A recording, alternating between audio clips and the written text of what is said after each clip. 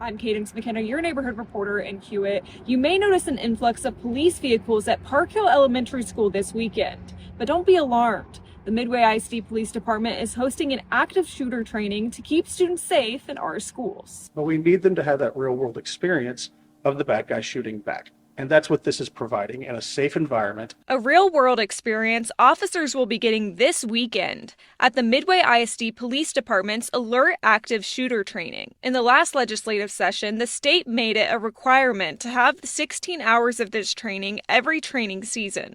The training focuses on response to active shooters, how to team up with each other and move into the building and go directly to the threat to stop any kind of violent behavior.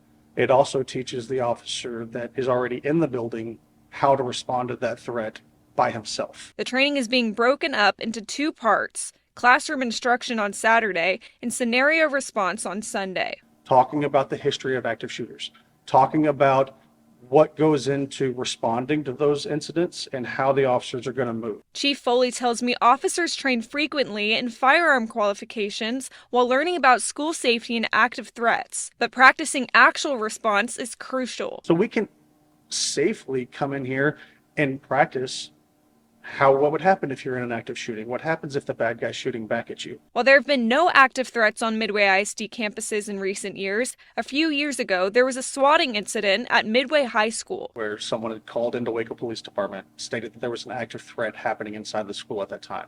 Within several minutes, we had 65 officers plus within the building trying to respond and figure out what was going on. While the threat was not real, Foley tells me they don't take these concerns lightly. I'd rather have our resources invest all their time into that to find out that nothing happened than to not investigate our time into that and it actually be something. The training will help foster communication between officers while allowing neighboring departments to better navigate a school environment. The more police officers that I can get inside of our buildings to do these trainings, the better off it is not only for those officers that are able to get that training resource, but to our kids who now know that there's more people keeping an eye on them. This is a standard training required for all Texas police officers. Both Hewitt Police Department and Waco ISD Police will be participating in the training too.